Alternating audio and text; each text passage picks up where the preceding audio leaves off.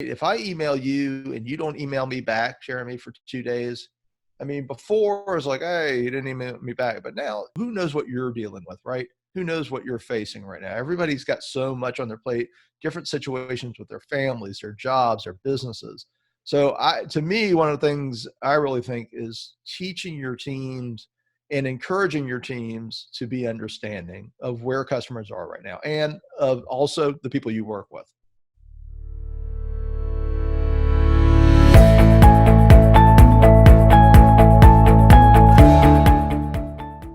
Hello and welcome to another episode of the Engati Engage series. I'm your host, Jeremy D'Souza, and today we've got a brilliant guest, Adam Toporek, with us. But before diving into the interview, here's a quick introduction to Engati. Engati is the world's leading multilingual no-code chatbot platform, available across 14 channels with 25,000 bots, created across 186 countries in every domain and use case. We run the Engati blog and the video channel, which receives upwards of 300,000 visitors annually. And now for our guest. Adam Toporek is an internationally recognized customer service expert, keynote speaker, and frontline trainer who helps organizations get results by thinking differently about customer service. A third-generation entrepreneur with extensive experience in retail, wholesale, franchising, and small business, Adam understands the impact that customer experience can have on the bottom line. He has appeared in over 150 media and is regularly cited as a top customer experience thought leader. In addition to his customer experience work, Adam is an angel investor with an interest in entrepreneurs who disrupt the status quo through innovation. We're really thrilled to have you with us today, Adam. Oh, thank you so much for having me, Jeremy. I appreciate it. So, let's get into our first question today. All right. That sounds good. Let's do it. Being a third generation entrepreneur, have you seen a change in the focus on customer experience compared to that of the previous generations? Oh yeah, 100%. So yeah, I grew up in and around small business, and one of the things that's been interesting to see is the principles that we had in small business, even growing up, things I learned from my father, even probably my grandfather a little bit. This idea of being customer centric, of using customer experience and customer service, as we used to only talk about that term back in the day, to differentiate ourselves. And one of the things that's happened is we've seen this, what was sort of always natural for many small businesses, and was the way that small businesses competed with larger businesses by better service, more personal service. What we're seeing in the last few decades is that big business has caught on, right? That so many industries, so many products and services have become commoditized that the only way to win, as we use this expression at CTS Service Solutions, win with experience. The only way to win is with experience. The only way to differentiate oneself is through experience. And what we've seen is through that realization, as more money and resources and focus have gone into this, customer experience has become a true legitimate profession. Right. And we have things now that we didn't have decades ago that are institutionalized, and there's software behind them, things like journey mapping and voice of the customer. It's not that these things didn't exist a long time ago, but not nearly at the level of sophistication that we have now. And, all of these things have made it where big business has truly been at the forefront of experience now. And, small business is trying to catch up because so much of experience is delivered at scale with tools and software, right? So in the past, small businesses had the advantage of, building a relationship. Now businesses, bigger ones are catching on right now. How do you think technology and AI would be leveling the playing field over there and improving customer experiences, especially during these difficult times right now? Yeah, I mean, these times have obviously shifted a lot of things. So, and one of the things, as I'm sure I'm sure you've seen it in Engati, just the conversation volume has gone up. I saw one study where it's gone up pretty much like 20% since mid-February. But for airlines or hotels, it's been like 90%, 120% increases in call volume. So what does that mean? If that traffic is going up, if the chat traffic is going up, if the call traffic is going up, then technology is the only thing that can step in, because at the same time, the human assets are becoming harder to deploy, right? People are working from home. And if you're in an industry that was not set up for that. Like, lots of contact centers have been using remote workers, and there's great software for distributed teams. But a lot of industries either weren't doing it or weren't doing it at the scale they need to do it now and aren't set up for it. So this is where what's going to step in and fill the gap. Well, AI is stepping in to fill that gap and to help, help level out some of these peaks of demand that we're seeing now because of everything that's been happening in the last few months. Yeah, absolutely. And I think that even though, the human employees who are working from home, they're probably too overworked to keep up with everything, with all the calls that are flooding in. Oh yeah, 100%. It's when we've looked at AI before, a lot of times when we've been talking about AI over the past few years, the idea is that it's going to remove simple transactional interactions, right? It's going to remove basic information. It's going to, and then hopefully start to grow in a little bit where it can actually like think and start to solve. And it's starting to do that a little bit. And the theory was that it would free up the human assets for the more complicated, the deeper interactions, the ones that are more emotionally resonant. And that is still true. But what we're finding now, to your point, Jeremy, is that those agents working at home are not working in optimal conditions. So my wife, this is a great little thing just happened the other day. We're doing some changes with our banking because of all this. And she called the bank line, and the hold message actually said, please be considerate of our team if you hear a child or a pet in the background, because much of our team is working from home now, right? Absolutely. This is like a major bank, and this is not a message. So we're all living in different times, and I think all the companies. It's really soon. We're recording this in late March right now. Oh, sorry, late April. Sorry, late April right now, and there hasn't been a lot of time to transform yet. There hasn't been a lot of time to really shift operations and scale them well. So I think what's happening with companies is they're trying to figure out what's that balance. How do we direct the queue, which has always been the question before, right? Like, how much does the computer handle? How much does the AI handle? And how much goes to our team? And how big a team do we need? What hours do they need to work? All of these things. And now everything's shifted. The question's the same, but the answer's different. Definitely. So how do you see the customer experience and customer service scenario evolving with all these technology? Well, that is a good question. I think if you look at it from the perspective of this is a continuation of the trend we already had, but now it's magnified and compressed, right? I mean, if you look at was grocery delivery going to grow and grab market share over time? Probably. Were they going to grab 90% of market share in 3 weeks? No, but now they have, right? Not 90%, but you know what I mean, right? I mean, so it's unprecedented. What's unprecedented is the scale and the speed.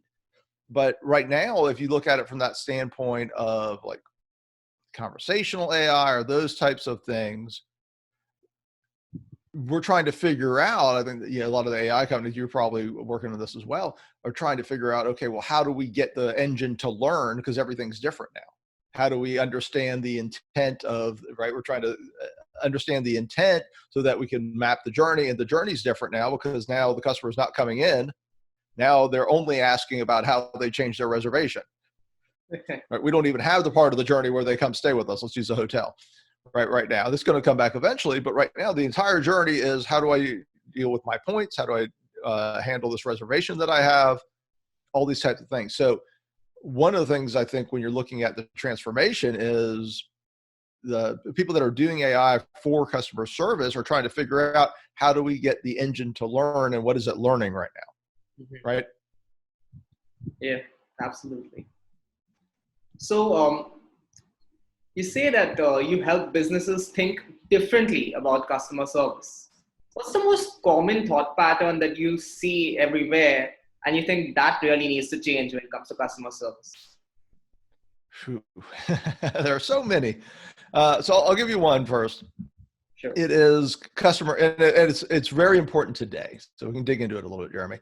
It is customer emotion and customer rationality.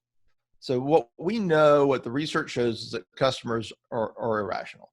They don't, as a rule, decide rationally. But often when we're thinking about the customer journey, when we're training for customer service, we think that customers are weighing the pros and cons and making a decision. But what we know is they make a decision based on their gut, based on emotion, and then they justify it rationally after the fact, right? We, Which is like the guy my age, you know what I'm talking about, right, Jeremy? yeah, we decide with emotion, and then we use logic to justify our decisions. Exactly. And yeah, that's like the guy that's my age has like 5 kids and he comes home with like the 2-seat sports car.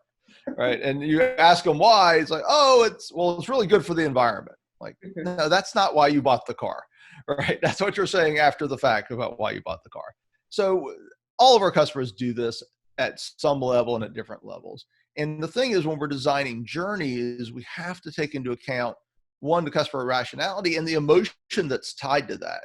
And why is that now more important than ever? Well, let me ask you this, Jeremy. Are people more stressed, more emotional, or in a worse place mentally than on average they have been?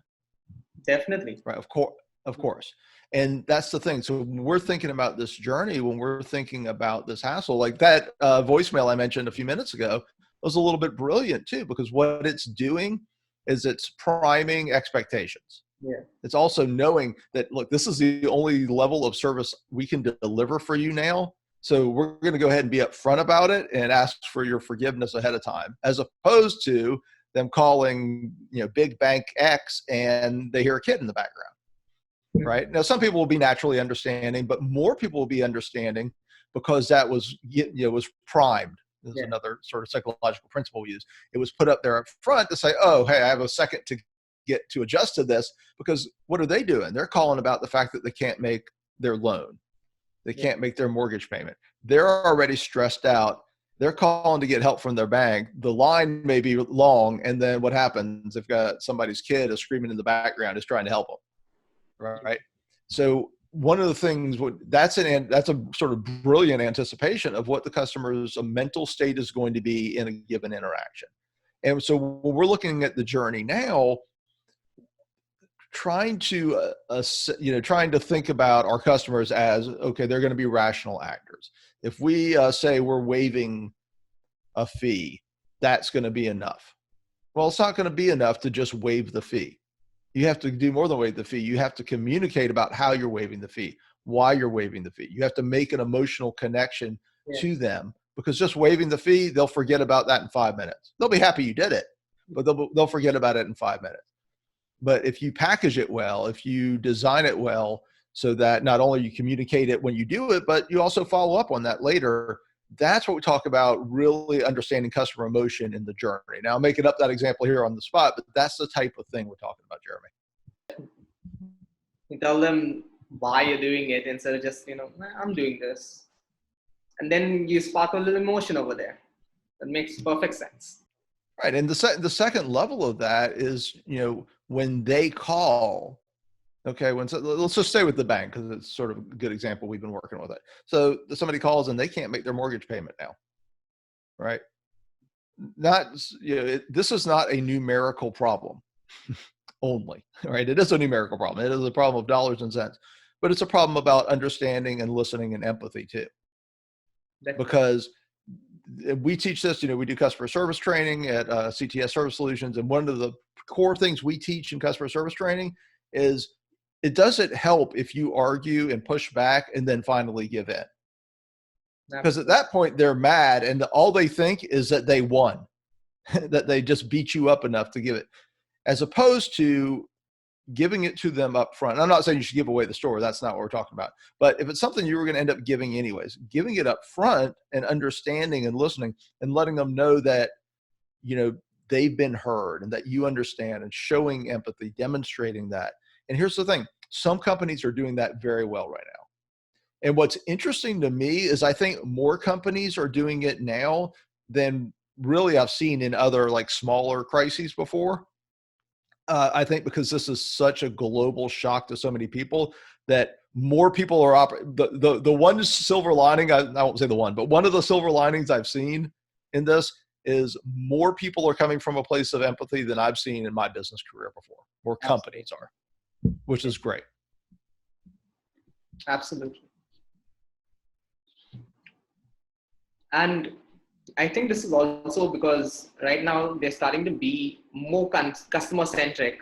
So the success of, well, any business is really dependent on customer centricity and relationship management. Would you talk some more about this? Well, sure. And that ties back to what we said a little bit before, Jeremy, which is customer experience is a differentiator. Okay. If your product is basically commoditized, if your service is almost commoditized, then what else is there? There's experience. And experience comes down to customer relationships. In the end, it's the experiences you give, and what that ends up being over time is a relationship. The relationship's what? It's an accumulation of experiences that we have together. Right? I mean, that's what our relationship is. If I only meet you once, unless you like save my life or I save your life or something really big happens, right? We don't have much of a relationship. Yeah. If we talk 50 times, we have a lot more of a relationship. If we've known each other for 2 decades and stayed in touch, we have more relationship. And that's what it is, right? It's a accumulation of experiences. And when you think about experience, you have to not only think about the distinct experience in the moment, but you have to think about the longer term relationship that's a part of, right? You've sort of got the customer journey as we view it, which is that journey from, they find out about you, they purchase, or they come back and purchase, whatever it may be, or they get your service. And then there's the long journey that has a lot of those, purchase and sale and service journeys within it. And I think the companies that are focused on relationship building, and this can tie back to that technology we talked about too, because the companies that are focused on relationship building are the ones that are going to win, because right now everything's really shaky and crazy and everybody's being really supportive. But what we do know, what past crises have shown us, is that companies revert back very quickly to old ways of doing business, right? A lot of things sort of get back to normal, and the world may not be back to normal when companies are trying to be. And I think the companies that focus on their customer relationships will do a great job. I mean, I know other airlines have done it. I'm a Delta person. I fly a lot. I'm a keynote speaker, or, I did fly a lot and I will again, hopefully. But I'm a keynote speaker. I go speak on stages. I go do trainings for companies, and I'm on a plane a lot. And I tend to use Delta almost about 95% of the time. And they've been amazing. They have really operated, as far as I can tell, with great integrity and with a very customer-centric lens. They've been great about waiving fees. They've extended, if you cancel a flight, right? They've extended the time for that credit to be used. They are carrying over all of the your points, right? Your status. So if you're a diamond status or platinum status this year, that's going to carry over. You don't have to earn it, because nobody's going to get their points this year, right? Absolutely. Because nobody's flying. So, I mean, that's the kind of stuff, right? That seals in a relationship. And to go back to the last question, something I said in that last question, if you do it because if you do it in response to your customers complaining, if you do it reactively after you've gotten beaten up in the press or whatever, then it doesn't do any good at that point. To win to them rather than, you giving them something. You're not going to come off as the gracious person. You're just going to come off as the person who lost the argument. Exactly, Jeremy. And so that's the thing. So that relationships are about having a proactive strategy to understand what your customer needs. And that does not mean you have to give away the store. There are some things, businesses have to stay in business. So it's not about just giving a customer anything they want, but it is about understanding the times right now, understanding the customer's emotional state, and trying to proactively be there before they ask, whenever possible. And I've heard about even Disney doing this like really well. There was this instance where someone lost their belongings in Disneyland, and obviously they were frustrated, clearly. And Disney just, like, the staff went straight up and offered them free coupons so at least they could have a meal in Disneyland and enjoy the experience. And then they set the rest of the staff to find their belongings. Oh, yeah, 100%. No, sorry, go ahead. Yeah, go on. No, absolutely. I mean, the great companies do those types of things. And in fact, if I can direct your viewers, if you look up on my website or our YouTube channel, a story of theme park customer service, it's actually about Universal. Hmm. And they understood that people would throw up on the Harry Potter ride, right? Get sick. So what the big secret, the big reveal is that they actually have a room. They built this ahead of time for people who get sick. Like Oh, that proactive. Like, I mean, think about it. They had to go through architectural, right? yeah, They had to go through design. I mean, this is not, they didn't just like throw a bucket and a bottle of water in the corner. I mean, they built a room, right? So that's the type of proactivity you're talking about, right? And just understanding not only when something happens, like somebody loses their toy or their doll or whatever, and yeah, how you react, but knowing that, oh, wow, this is going to happen. We know this is going to happen. We know we have a gazillion kids come here every day. X% of them are going to lose, Mr. Snuggles or whatever, right? yeah, definitely. So, the beautiful part is, I mean, if you don't take away anything from this discussion, it's, you can be proactive about these things. You can look for those 80-20 moments, the things that regularly happen. So you're not in reactive mode, or you're prepared when you are reacting. It's a better way to say it. Right. And that's how you can really cement relationships. And I think when you act proactively, it actually comes off as something unexpected towards them. So it's not that you're spending a great deal of money to create an amazing experience. Just putting a little bit of thought and creating something that they're going to remember for a while, Oh yeah, right? 100%. Yeah, it does not have to be expensive. We talk a lot about 5-second wows, and they're not 5 seconds, but just little things you can do that just make that, what we talked about, differentiation. You want to stand out, Yeah, right? You want to be something different. If every other fast food restaurant does this, you want to do that plus one, and that's what yeah, a company like Chick-fil-A does, right? So there's just a lot of ways where you don't have to do a lot, and you can stand out. yeah. You just have to do something small, which is unexpected. And I've written a bit about this in this ebook, which we've put up a while ago. And I'd like you and the audience to take a look. Let us know what you think. Uh, I'll put up a link soon. Now, you speak about digital integration as opposed to digital transformation. What's the difference between these two, and why should an organization focus on digital integration? And I will say this, I'm all in favor of digital transformation. The word's fine. This is one of those, I think the language matters some, and I prefer digital integration. There's nothing wrong with the idea of transformation.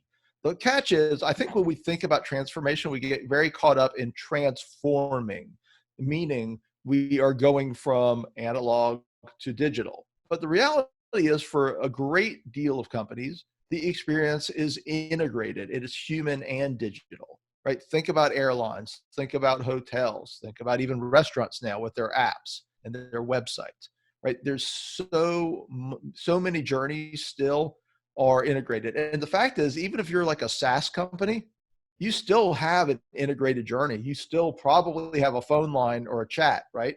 A human behind a chat. Even though that's a digital interface, it's a very human channel. It's a human to human. Once the chat bot kicks over to the human, right? That's the human interaction Live through a chat. digital interface. Oh, sorry, what, Jeremy? Yeah, it's a human interaction. If the chatbot can't, understand a certain query, kicks you over to a human. You've got live chat over there. It's perfectly human interaction. Exactly. And when that happens, you have a human interaction. And here's the thing to remember: the way we're wired, the way we are literally, our evolutionary wiring is such that we are just wired to respond to each other, to other people. You just cannot get the depth of emotional connection, and as a result, the depth of emotional experience in a digital human interaction. So when I'm talking to another person, when I can see your face, that's a lot different than an email with you, right? This is a lot more personal than us emailing. This would be a very unfun interview for people if we were just actually typing on the screen and all they saw was the text, right?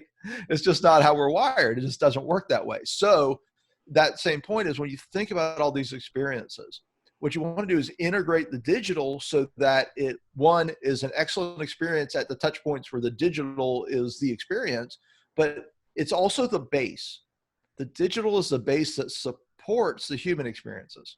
Yeah. Because let's do the hotel. So you're at a hotel, okay, and what's happening if that the person you're checking in, the person at the front desk is helping you. Well, let's see, you came in on your app to begin with. You were checking your app on the way. When you use your Uber app to use your hotel app to get to the hotel and to look at your reservation. And then when you got there, that person was using their technology to check you in. And the technology along the way was supporting the human experience, right? And backing up the human experience. And then when you went back, when you finally went in, you took your electronic key, you went in the room, and there's an iPad or a digital TV there with your room service menu and all your, right? Then you're back to a digital experience. And that's the thing. When we think about transformation, we have to remember not to lose the human touch points. And also, this is very important, to understand that those are generally, as a rule, the most powerful touch points. Absolutely. Definitely. And that's why I prefer to talk about integration over transformation. Yeah. You make it a seamless thing with both of them, not just, try and pick one and stick with it completely. Get the best of both worlds. Exactly. So do you have any other thoughts that you'd like to share with us? Yeah, I mean, I would say this. One of the things, if we'll just sort of wrap up here, if you think about the times we're living in now, one of the things you really want to focus on is your customers' emotional needs, right? Understand, and I don't mean like you're supposed to be their psychiatrist. That's not what we're talking about, but being understanding. And I think one of the best things, if you're a leader of a customer-centric organization, you can do is to train your teams to have good listening skills, have better understanding, and really take a moment to be understanding of all the different things that are happening to people right now. Because you just don't know, right? If I email you and you don't email me back, Jeremy, for 2 days, I mean, before it was like, hey, you didn't email me back, but now who knows what you're dealing with, right? Who knows what you're facing right now? Everybody's got so much on their plate, different situations with their families, their jobs, their businesses. So to me, one of the things I really think is teaching your teams and encouraging your teams to be understanding of where customers are right now and of also the people you work with. Your insights were really valuable. Adam, thank you so much for all of them. And thank you, Jeremy. And for the audience, we definitely got some amazing insights from Adam over here. Engati Engage will definitely be back with a new expert and a new episode really soon. So stick around. And while you're at it, check out a new ebook on the evolution of customer experience.